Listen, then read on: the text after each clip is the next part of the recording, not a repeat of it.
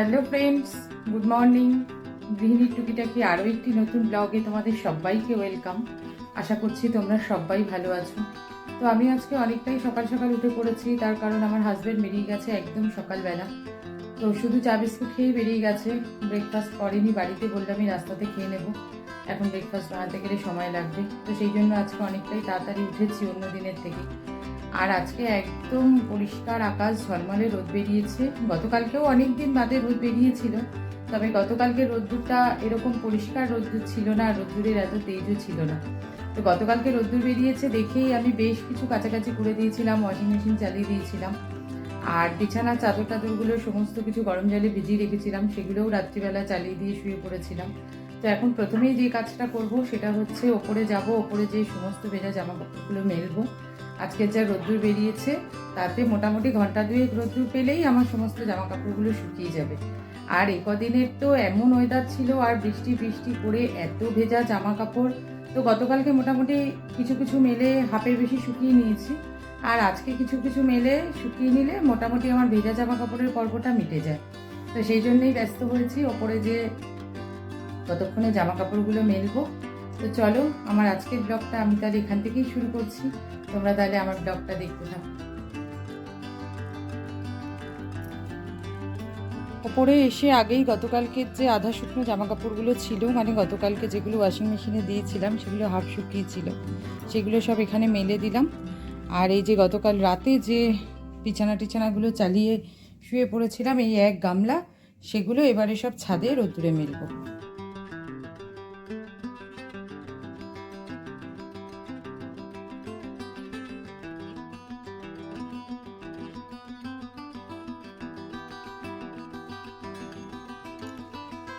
জামা কাপড়গুলো সমস্ত মেলা হয়ে গেছে, আর রোদ্দুরের যা তেজ তাতে আর জামা কাপড়গুলো নিয়ে হয়রানি করতে হবে না, সব জামা কাপড়ই শুকিয়ে যাবে। জামা কাপড়গুলো শুকিয়ে গেলে না নিশ্চিন্ত। আর তা না হলে ওই এখান থেকে তুলে ওখানে মেলো, ওখান থেকে তুলে ওখানে মেলো, ও করতে ভারী ঝামেলা লাগে। যার জন্য একটু সকাল সকালই মেলে দিলাম, যাতে বেশ বেলা পর্যন্ত রোদ্দুরটা পায়। এবারে বিছানাটা তুলবো, বিছানাটা তুলে ঘরগুলো একটু গুছিয়ে নিলেই মোটামুটি আমার ওপরের কাজ কমপ্লিট হয়ে যায়।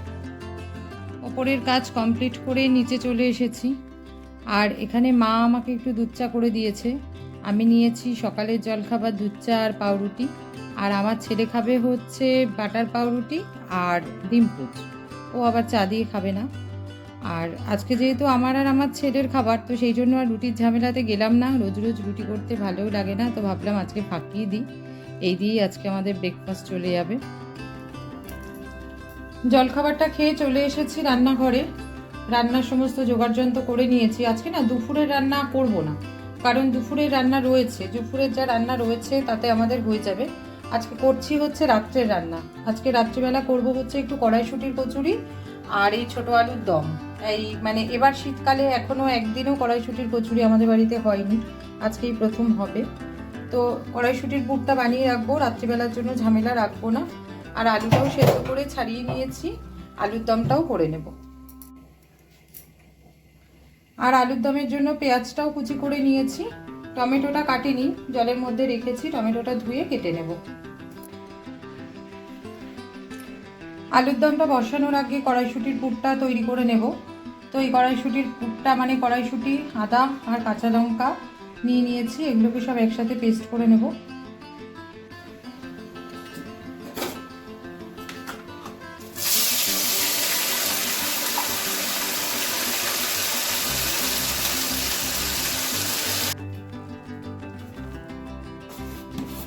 কড়াইশুঁটির পুরটা আজকে খুব বেশি রিচ করে বানাবো না, শুধুমাত্র আদা কাঁচা লঙ্কা নুন মিষ্টি এটা দিয়েই বানাবো, হিংও দেবো না। তার কারণ কড়াইশুঁটির পুরটা না বেশি রিচ করে বানালে অনেক সময় দেখেছি যে অ্যাসিডিটি হয়ে যায়, সেই কারণে আজকে কড়াইশুঁটির পুরটা একদমই প্লেন করে বানাবো। আর এই কড়াইশুঁটিরই একটা এত সুন্দর গন্ধ যে সেটা দিলেই লুচির মধ্যে এমনিই ভালো লাগে খেতে, আর হিং টিং বিশেষ একটা দেওয়ার প্রয়োজন হয় না। আর আলুর দমটা যেহেতু পেঁয়াজ রসুন দিয়ে একটু রিচ করেই বানাবো, সেই কারণে পুরটা হালকাই বানাবো।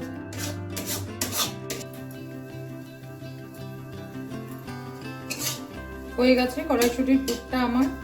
কড়াইশুঁটির পুরটা করতে না একটু সময় লাগে, ওই সিমে দিয়ে দিয়ে একটু জলটা শুকনো করতে একটু টাইম লাগে। তো হয়ে গেছে রেডি, এবারে নামিয়ে নেব।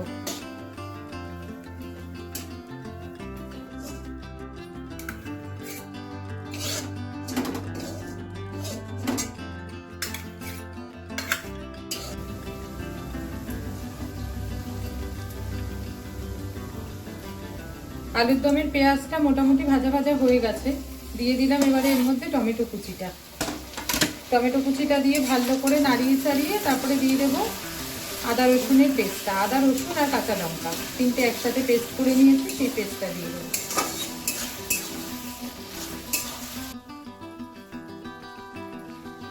আদা রসুন বাটাটা দিয়ে নুন হলুদ মিষ্টি সব কিছু দিয়ে দিয়েছি।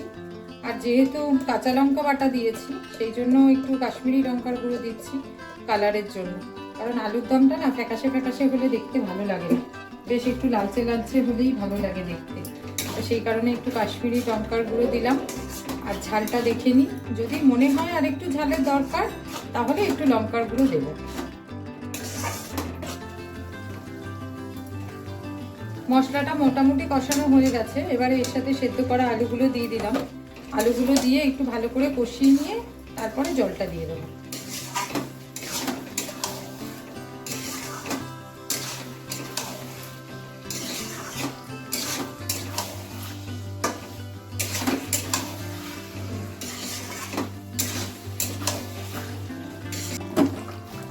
হয়ে গেছে আমার আলুর দমটা, এবারে ওপর থেকে একটু ধনেপাতা ছড়িয়ে নামিয়ে নেব।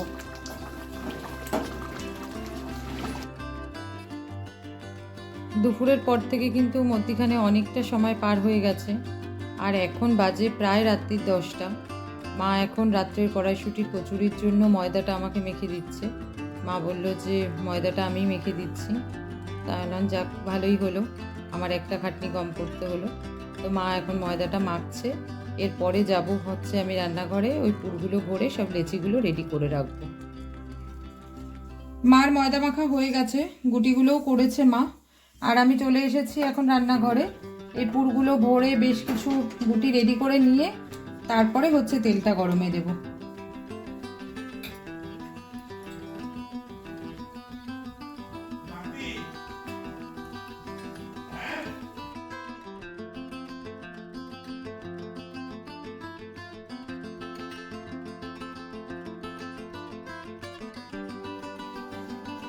মা বেলছে কচুরিগুলো, আমি পুর ভরে রেডি করে দিয়েছি, অনেকগুলো বেলা হয়েও গেছে।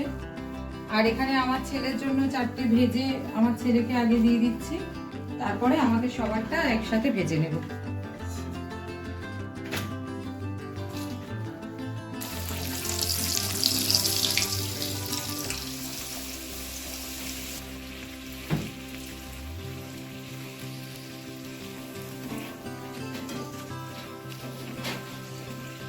এখন আমার আর আমার মাঠটা ভাজছি, আর ওই একটু একটু পুর বেরিয়ে বেরিয়ে না তেলটা কালো হয়ে গেছে।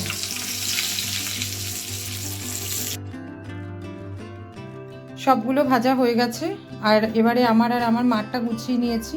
তো মা মাত্র 2টো নিল, বললো আমাকে 2টোর বেশি দিস না, যদি খেতে পারি তারপরে নেব। আর মা আবার সাইডে একটু শসা আর পেঁয়াজ কুচি নিয়েছে, আর আমি এখানে 3টে নিয়েছি। আর আমার ছেলের আলুর দমের বাটিটাতেই আমি নিয়ে নিয়েছি একেবারে।